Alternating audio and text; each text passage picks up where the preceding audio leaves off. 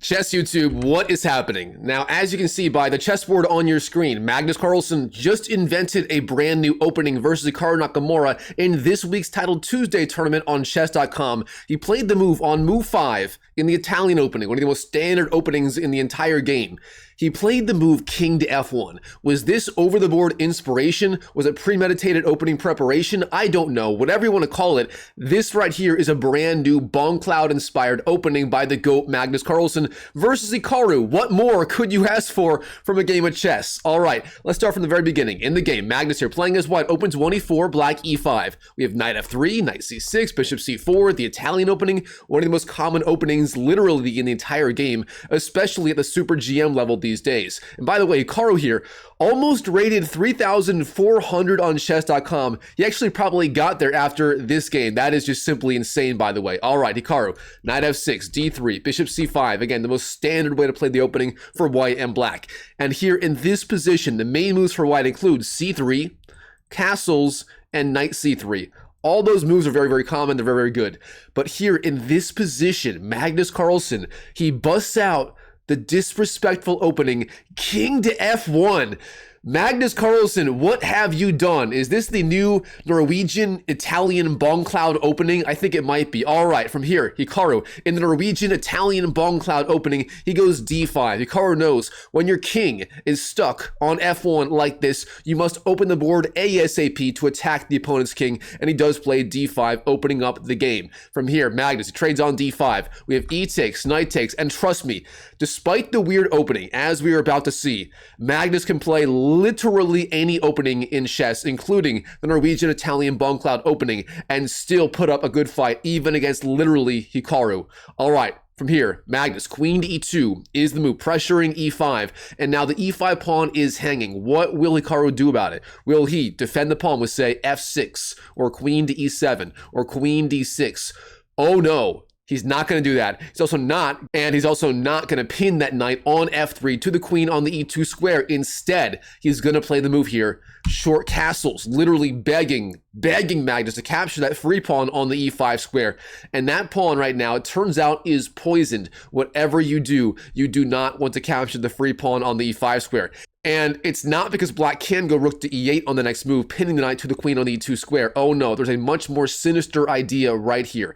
This is the big idea. If white takes the pawn on the e5 square, black plays the intermediate move, knight to d4, jumping into the space left behind. That knight obviously no longer controlling d4, therefore knight d4 hits the queen, hits c2, and so on, and black completely takes over. For example, queen d1, and then b5 pushes back the bishop, and then bishop b7. And suddenly black has these two monster bishops on these diagonals in the spirit of the martial attack of the Roy Lopez opening. Now, going back to move 8 here, in this position, Magnus, he does not capture on e5. Instead, knight c3 is the move, pressuring knight d5. Now black here, Hikaru, you don't become literally 3,400 ELO on chess.com by missing tactics like this. He doesn't see CTO. He sees the threat on that knight on d5, and he responds by capturing on c3. Knight takes c3 is the move. White takes back, b takes, and now black h6. So Hikaru so far in this Norwegian Italian Bongcloud opening is playing very, very solid, getting very good squares for all his pieces, his king, his castles, and so on.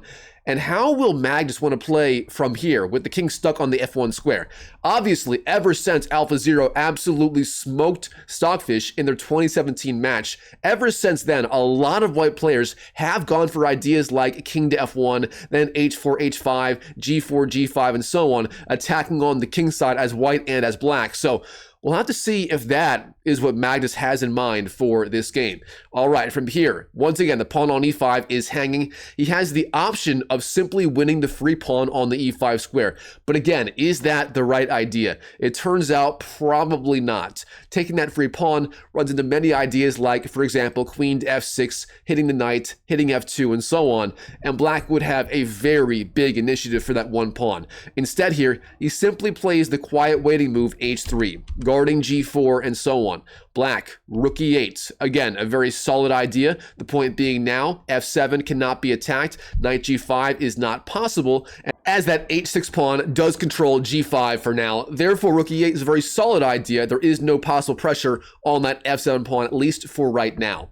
All right, Magnus, bishop b3, a solid move, pressuring bishop c5 and offering the trade. Black here declines and plays the move bishop d6, trying to keep all the pieces on the board, or at least as many as possible. When you have a better attacking position like this, or really an edge or a space advantage in the opening, you tend to want to keep as many pieces on the board as possible to avoid trades, to make it more difficult for your opponent to unwind and equalize in the game.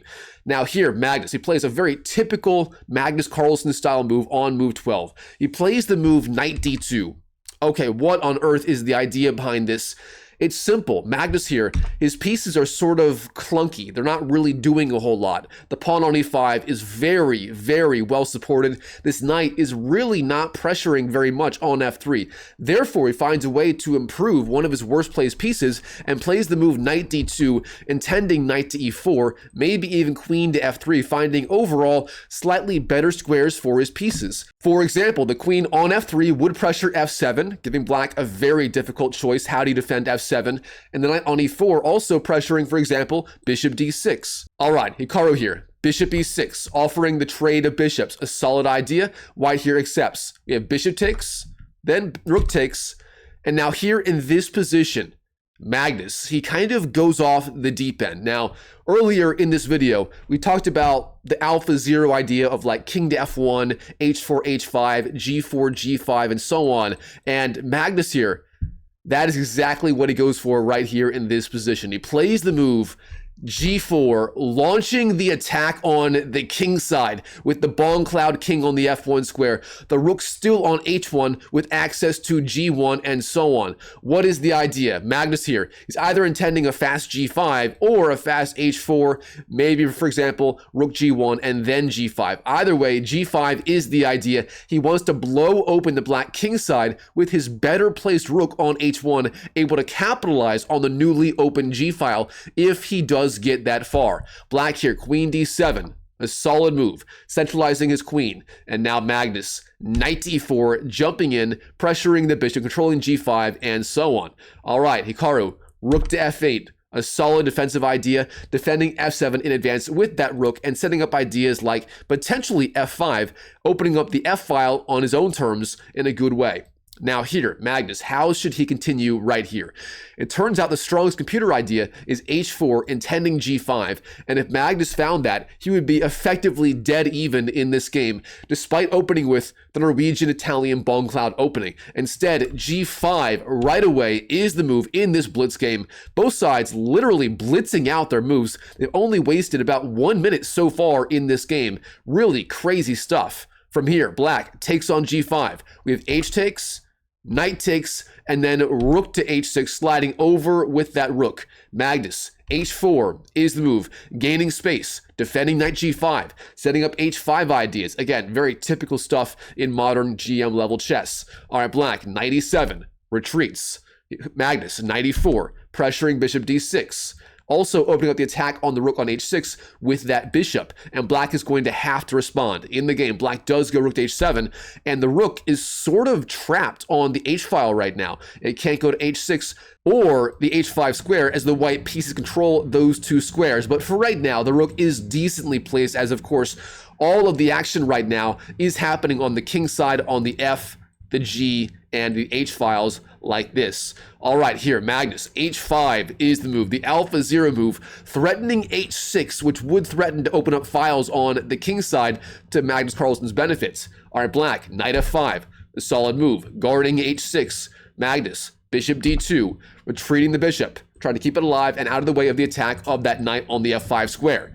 Hikaru, bishop e7, retreating, and we have rook to e1 for Magnus. Now, knight d6, retreats that knight, threatens capturing on the e5 square, and Magnus, knight g3, keeping the pieces on the board. Magnus now, despite opening with the Norwegian Italian Bongcloud Opening. He is now the one attacking in this game. He likes his chances. He wants to go h6 at some point, and Magnus indeed has a very promising attacking position, which, I mean, I don't know how he always manages to do it. King to f1 in the opening, and still finds a way to get a very promising attack versus literally Hikaru, literally the #1 rated player on chess.com right now, literally over 3,400, simply insane. All right, black, queen to a4. The queen slides out and pressures these two very weak pawns on c2 and a2. What will Magnus do to defend? Well, it turns out there is no good way to defend both of those pawns. You simply must give up one of them, if not both, and continue the attack at all costs. He knows this, and Magnus here plays the move h6. The alpha 0 h pawn completes its journey on the h file, reaching its final destination on h6. All right, black here, what do you do about this pawn? Well, this is a very critical point in this game. You've got to find the right idea. Obviously, taking on h6 is no bueno, mi amigo. If you take with the rook like this, rook takes, you lose the rook, you can't do that. But also, taking with the g pawn is also no good. The problem with that is simply rook takes h6, and white's attack is just too strong. Beyond that, you can, for example, take on c2 or a2. Those are decent ideas, but then h takes g7 opens up the h file anyways, and white does get the massive attack he wants in this game. Hikaru, instead, in this game, plays the Ben Feingold counterattack f6, defending e5 and gaining a little bit of space on the king side for his pieces. Magnus here, he maintains all the tension and actually further increases the tension with the move d4. Everything now is under attack. The e5 pawn, the g7 pawn, and so on. Hikaru, what will he do to respond? Well, again, taking on h6 is simply not possible. Both of those moves lose for similar reasons as before. Very importantly, black here cannot take on d4 as well, as if you do, you lose the bishop on e7. The bishop being, or sorry, the pawn on e5 being pinned by the queen to the bishop on the e7 square. Hikaru instead plays the move queen takes c2, winning the free pawn on c2 and also bringing the queen indirectly to the defense of the king side on this diagonal. All right, Magnus here, he trades on g7. We have h takes g7, hits the rook on the f8 square. Hikaru, he trades on h1, rook takes h1 with check. We have knight takes, and then here the very strong, very precise move, rook to f7. Now, very importantly, why do you play this instead of king takes g7? Well, this move loses on the spot to the move bishop h6 check, the oldest trick in the book, the skewer on the king and the rook, and more importantly, the discovered attack on the queen on c2 with check. White wins the queen and the game on the spot. Hikaru, you don't literally become 3,400 ELO on chess.com by blundering your queen. Oh no, it plays the move here, rook to f7, trying to capture on g7 with the rook, and of course avoiding any nasty checks by the bishop on h6 like this. All right, now, knight g3 is the move. Rook takes g7. Magnus, d takes e5, then f takes e5, and here, the very interesting idea of bishop h6 happens anyway. Now, this move is not as strong as the other line we just saw, the point being now, of course, the king on g8 is not under check, and therefore Hikaru, if he wants to, he can trade on e2 with check, trading into an endgame versus the greatest endgame player of all time, and that is what he does. We have queen takes e2, rook takes e2, and then rook g6, and now we have overall a pretty level endgame. Of course, Hikaru here having the one extra pawn. However, Magnus here has pressure on e5 and overall a decent game. All right, we have rook takes e5, winning the free pawn. The idea, of course, if black takes on h6, white wins the bishop on e7 and has pressure on the 7th rank with that absolute bona fide pig there on the 7th rank. All right, black here, bishop f6, hits the rook. Magnus, rook h5, slides over and defends both the rook and the bishop. Black here, bishop takes c3 is the move. Hikaru, he finds the free pawn, he takes the free pawn. He's a very simple guy, and sometimes in chess, simple moves like this are best, simply winning the free pawn on c3. All right, Magnus, bishop f4, pressuring the knight, pressuring c7, but Hikaru, b6, unfazed, simply gaining space on the queen side with his passed pawns on, actually one passed pawn, but with his very strong 3 versus 1 pawn majority. All right, rook d5, hits the knight, and stops c5 temporarily. Black, bishop b4, defends the knight. King e2, king f7, king f3, and king to e6 is the move, hits the rook on the d5 square. Now we have rook e5, hits the king to d7, rook h5, sliding over, rook f6, rook h7 hits the king c6, and now king to g4. We have rook g6 hits the king to f3, and bishop c5. Now Magnus here, knight to e4 is the move, offering the trade of knights, and black does oblige. We have knight takes e4, king takes, bishop d6, offering yet again another trade of pieces. And in this position, Magnus, shockingly, if he trades minor pieces here, if he simply trades on d6, it's actually a theoretically drawn endgame. Despite being down one pawn like this, it turns out the pass pawn on f2 is so strong and rook endgames are so drawish, white would have decent chances here to draw the game. Now, instead, he plays a massive, and I mean massive, mistake. Bishop e3 is the move. In time pressure, Magnus here missing the critical idea, and from here, Hikaru, he simply takes over in this Norwegian Italian Bongcloud Opening game. Rook g4 hits the king, f4 blocks the attack, rook g2 sliding down. Magnus here, the only thing he can do, the only asset he has here is that pass pawn on f4, and he knows the pass pawn, it must be pushed. f5 is the move, gaining space, threatening f6, f7, and f8, promoting to a queen. Black, rook takes a2. Magnus here down 2 pawns. He's simply all in on this one pawn. He's only got one shot. f6, rook a1, rook h5, king d7, f7, but now king to e6, and of course the bishop on d6, it still controls the queening square, and white's gonna have a very hard time pushing that pawn. It is under attack by the king.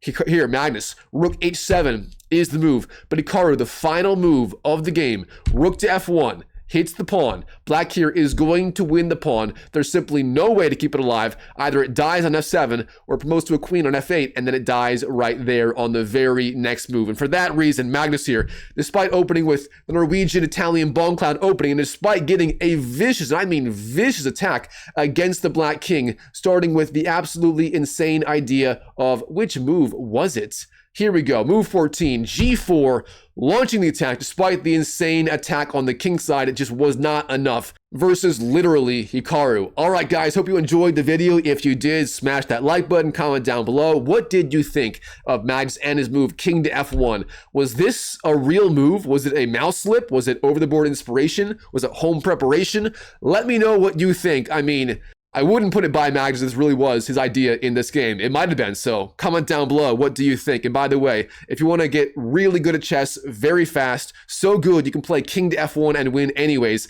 head over to drmikechess.com. It's my online coaching program where I have group coaching, courses, weekly game reviews, and so on. Check it out if you want to. I'll see you there, and I'll see you in the next video.